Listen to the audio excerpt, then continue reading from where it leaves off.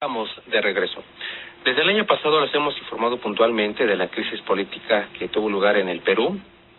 Hemos platicado muchísimo al respecto de los pros y los contras. Sin embargo, desde hace ya varios meses, en México por lo menos, ya no sabemos nada de la crisis política en aquel país hermano.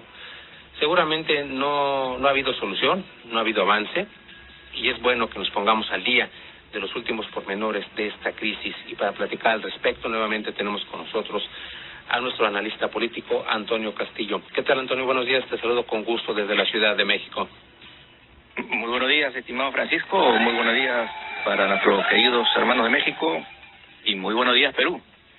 Gracias, Antonio.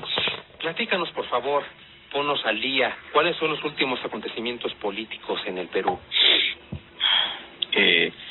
Los últimos acontecimientos políticos del Perú están signados por los que ocurrieron en diciembre del año pasado, la gran crisis política que se desató el año pasado a raíz de la salida de la defenestración de Pedro Castillo y de la asunción al mando de Dina Boluarte, y una crisis que viene incluso de mucho antes, porque en diciembre lo que se produjo fue el punto de eclosión, pero esta crisis viene del año 2016, ¿no es cierto?, cuando Keiko Sofía Fujimori gana las elecciones y desconoce los resultados y desata una oleada de ataques a la democracia desde el Congreso, donde tenía mayoría absoluta y aplastante, y la consecuencia ha sido que hasta la fecha tenemos creo que 6 o 7 presidentes en menos de 6 años o 7 años, ¿no? De manera de que estamos pues a un promedio de un presidente por año. Eso dice de la inestabilidad, de la ingobernabilidad en que está nuestro país y que en diciembre tuvo su punto de crisis más grave y que persiste y subsiste ahora con las consecuencias que se han evidenciado y están sintetizadas en el último informe de la Comisión Interamericana de Derechos Humanos que ha surgido esta semana, que coincide con los emitidos anteriormente por Human Rights Watch, por Amnistía Internacional, en algún momento por algunos sectores del Parlamento Europeo, donde se ha determinado claramente que aquí hubo graves violaciones de los derechos humanos, hubo ejecuciones extrajudiciales, donde fueron ultimadas cerca de 70 personas a balazos por parte de las fuerzas del orden, de las fuerzas armadas, de las fuerzas policiales, y en la cual la responsable principal de todo esto, la señora Dina Boluarte, en un primer momento ha optado por sacar el cuerpo y decir que ella será la jefe suprema de las fuerzas armadas, porque así lo establece la Constitución, pero no tiene el comando de las mismas. Es decir, soy la jefa, pero no sé nada. Y obviamente inmediatamente han saltado los jefes militares, han acudido a Palacio, la han emplazado, naturalmente han tenido una reunión de más de hora y media con ella al día siguiente, y ella optó por, en acto público, salir a rectificarse y manifestar de alguna manera su encuadre, la sujeción de su persona, de su investidura hacia las Fuerzas Armadas, y optó por darles elogios y reconocimientos verbales, ¿no? Lo cual dice de que tampoco la tiene fácil, que si bien es cierto, aquí estamos ante una, en mi concepto, autocracia y dictadura de alguna forma, hay serias contradicciones entre ellos por un tema de impunidad, naturalmente, que va a seguir aflorando en el futuro, ¿no es cierto? El informe de la Comisión de Derechos Humanos ha sido lapidario contra los autores directos e indirectos de las masacres que aquí se han producido. Ya no hay duda, ya no queda lugar a cuestionamiento alguno, no solo en cuanto a las masacres, sino en cuanto a la estigmatización que se ha dado contra la gente del Ande, ¿verdad?, contra la gente más humilde, a la cual no solo se le ha tratado con gestos, actitudes y expresiones de racismo, de desprecio, sino también de lo que acá le llamamos el terruqueo, ¿no es cierto? Es decir, asociándolos con gente violenta, extremista, y por lo tanto con eso justificar la violencia, las muertes, las masacres contra estos sectores humildes de la población, desnaturalizando los conceptos legítimos de la protesta que los ha estado motivando. Claro. Y también groseras intenciones de encubrimiento, ¿verdad?, donde la propia Presidenta de la República en sendas conferencias de prensa salió en algún momento de la protesta, es decir, que los muertos habían sido consecuencia de los enfrentamientos entre los propios manifestantes, y que los ponchos rojos y que no de Bolivia se habían infiltrado y que habían matado a las víctimas con balas Dundum, nunca se encontraron obviamente, ¿no? Y optó por ascender al ministro de Defensa de entonces, al señor Alberto Tarola, a la condición de premier. y a darle condecoraciones y bonificaciones a los miembros del orden. Es decir, una actitud que evidencia que ella tenía mucho de qué encubrir, y en su momento se determinará pues de dónde salieron las órdenes directas. Es más, ¿quién dispuso el estado de emergencia? ¿Quién dispuso la intervención de las Fuerzas Armadas? Que obviamente no van a ir pues a pedir favor ni a echarle flores a los manifestantes. Las Fuerzas Armadas están preparadas solo para matar. Entonces es obvio que si les envían es para matar, no es para otra cosa, ¿verdad? En fin, a lo que se agrega también lo que está recogido en el informe de la Comisión Interamericana de Derechos Humanos, incurrimientos ya casi de corte sistemático o institucional, no solo desde del más alto nivel del poder, sino también desde las fiscalías, ¿no es cierto?, donde hasta la fecha, hoy 13 de mayo del año 2023, 3 o 4 meses después de transcurridos los hechos, no hay un solo detenido. No existe una sola declaración que se haya tomado los autores inmediatos e inmediatos de los hechos. No hay un solo allanamiento.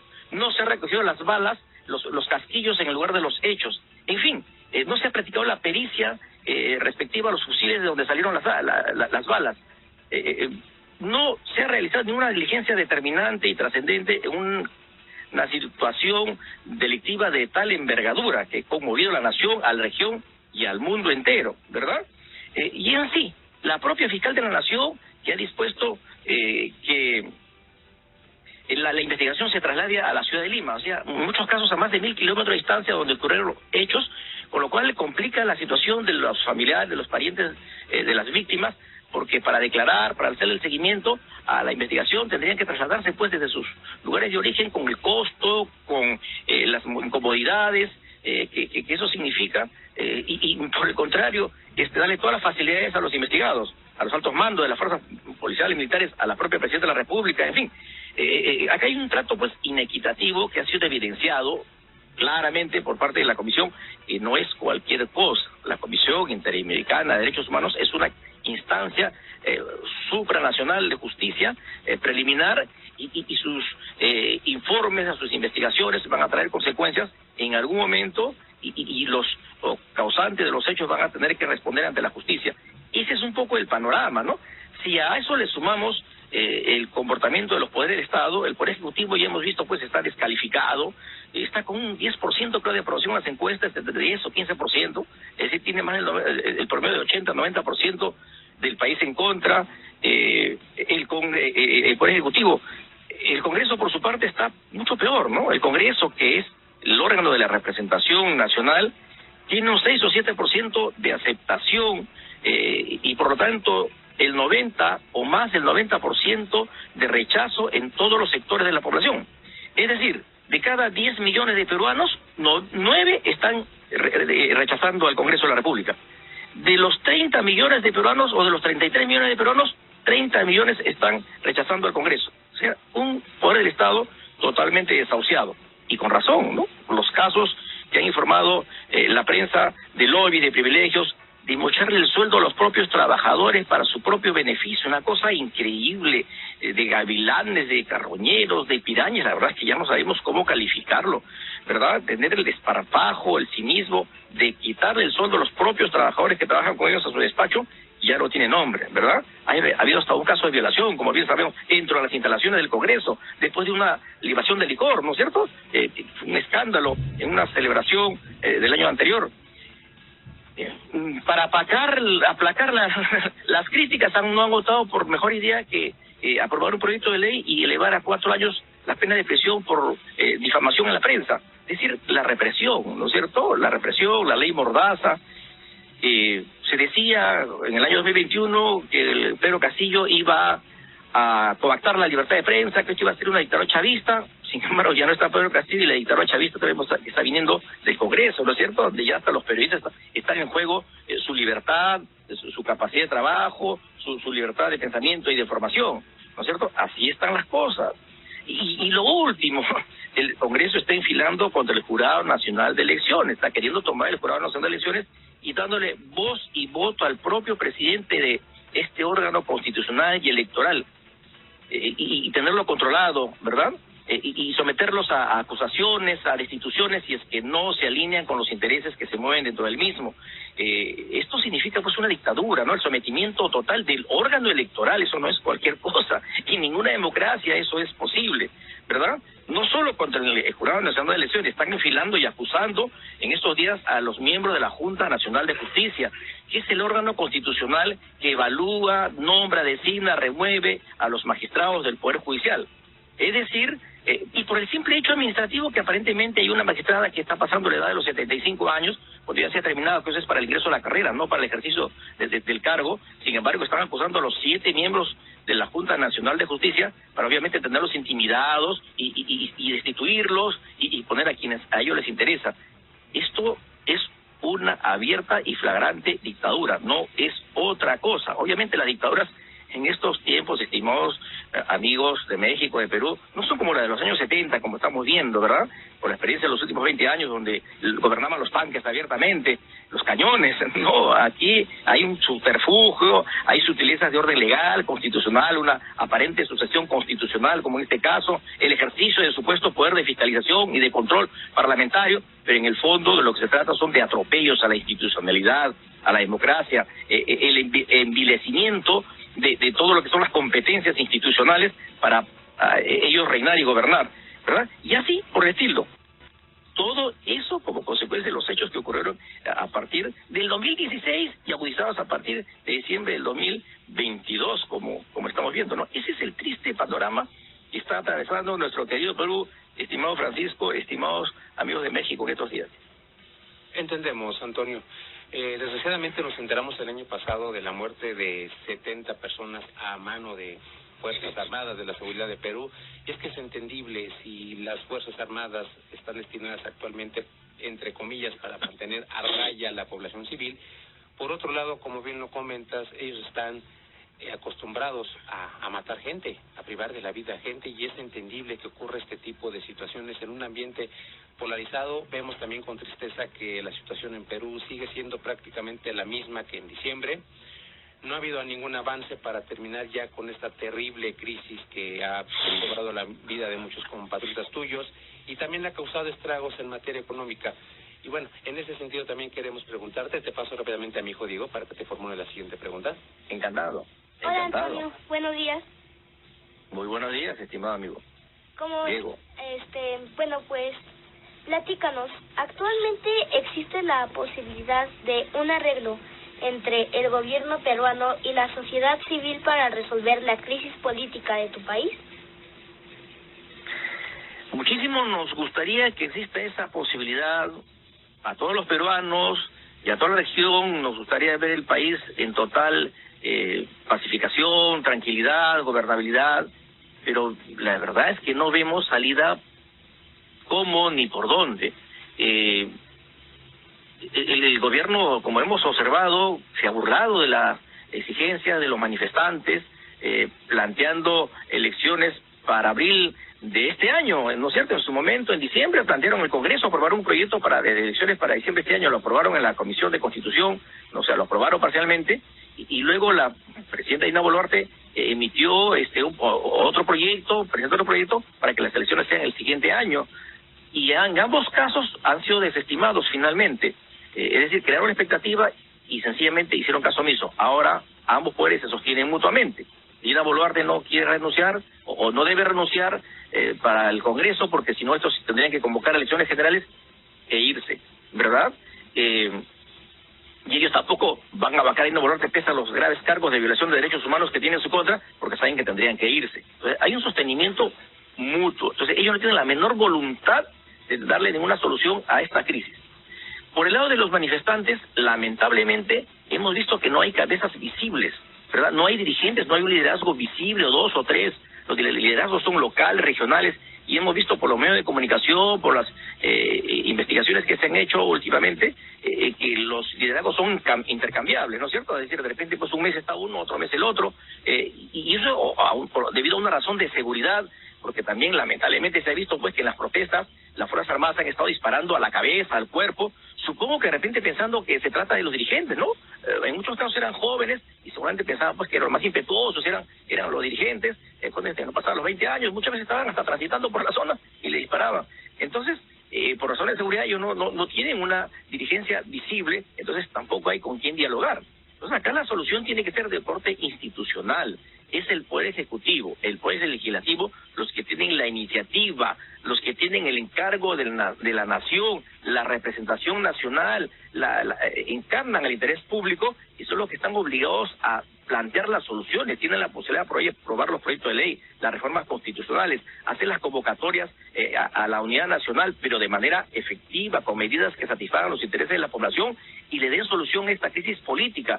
En ningún país democrático, estimado Diego, estimados amigos, estimado Francisco, en ningún país democrático puede haber un gobierno que se sostenga sobre las bayonetas, sobre los muertos, sobre los casquillos, sobre el olor a pólvora, sobre la sangre. Eso no es tolerable, eso hiere, lastima a la población, a la ciudadanía, y en algún momento aquí se va a producir una explosión mucho mayor y de más graves consecuencias. Somos un país donde muchas veces los acontecimientos surgen de manera imprevisible, cuando hay las condiciones del caldo de cultivo, como en este caso, que están plenamente dadas y manifestadas y planteadas. Entonces, la solución tiene que venir definitivamente de quienes tienen en este momento el poder y el manejo. No quieren hacerlo, lamentablemente, estamos en un escenario de impredecibles consecuencias. Sin duda, Antonio. Coincidimos contigo, como bien lo comentas, si este tipo de circunstancias han llevado a sostener a un gobierno que el pueblo peruano considere ilegítimo, veo muy difícil una solución, por lo menos pacífica. Ya son varios meses de crisis y aquí en México ya sabemos muy poco de la situación de tu país. Se trata de un país amigo, por eso la oportunidad de platicar contigo para que nos pongas al día de lo que ocurre y para que aquí las audiencias se enteren de lo que pasa en tu país y obviamente también se enteren de las desfavorables circunstancias que envuelven esta situación. Igualmente en diciembre les comentaba que el expresidente Pedro Castillo fue detenido cuando buscaba asilo en la Embajada de México.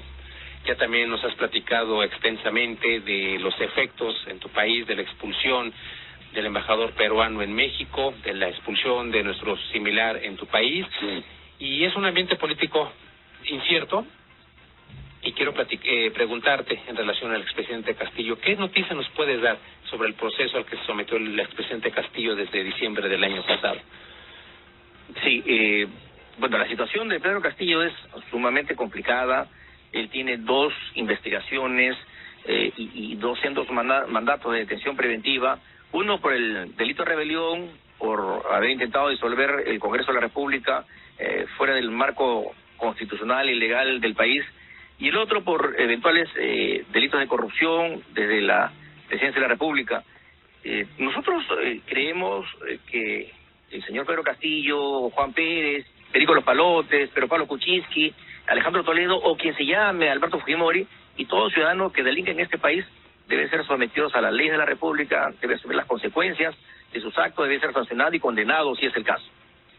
Sin embargo, creemos también que como todo Estado social, democrático, de derecho, debe realizarse todo esto en aplicación del marco legal establecido, respetándose los derechos procesales, los derechos fundamentales, los derechos al debido proceso. En el caso de Pedro Castillo hay muchas cosas que son discutibles.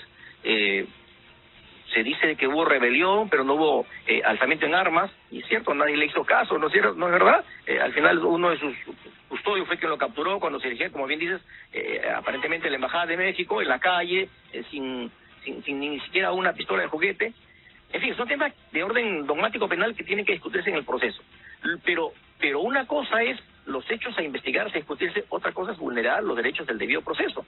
Y hemos visto que desde el primer momento el propio Congreso de la República avasalló su propio reglamento, avasalló todo el orden constitucional y optó por una vacancia en tiempo de récord de 6 minutos, donde no hubo debate, no hubo discusión y se aprobó directamente una resolución legislativa.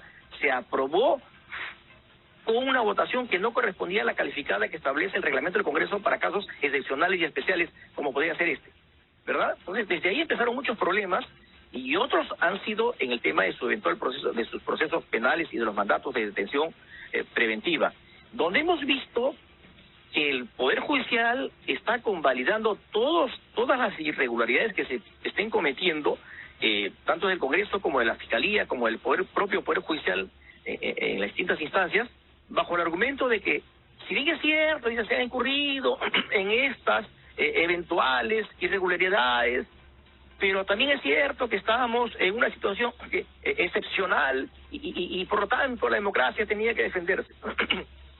A ver, nosotros somos abogados y sabemos que el Estado de Derecho es verdad, tiene que protegerse, tiene que preservarse, pero tiene sus propios mecanismos, incluso en estados de excepción, que en ese momento no lo existían.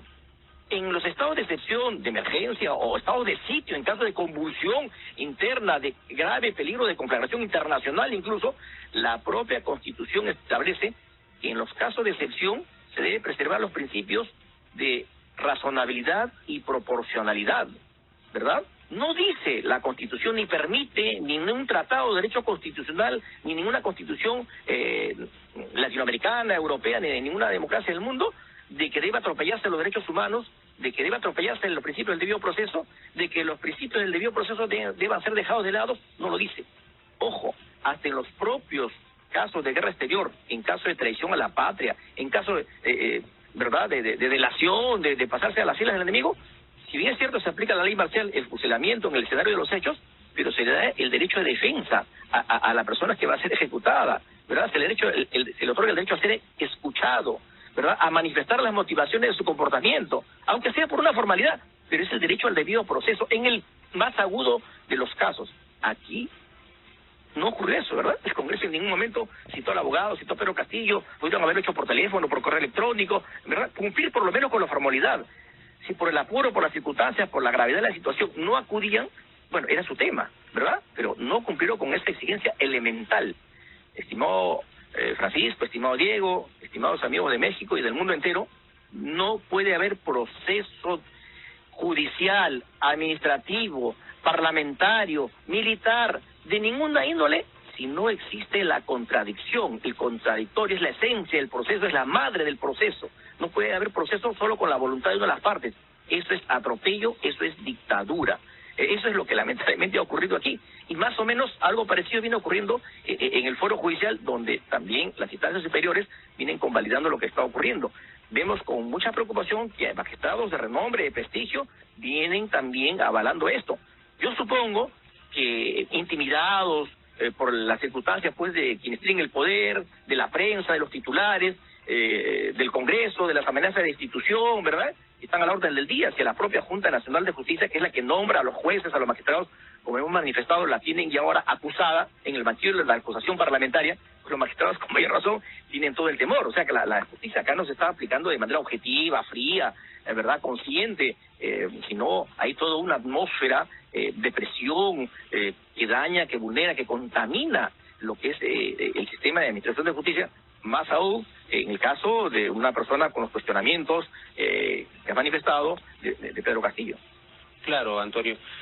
Un asunto muy importante, tienes toda la razón, no puede haber un proceso sin contradicción, no puede imponerse la voluntad de una de las partes sin escuchar a la otra, porque de esa manera, obviamente, estamos incurriendo en una gravísima violación a las instituciones, al debido proceso de la Constitución. Eso es indudable en tu país y en cualquier otro que se diga democrático.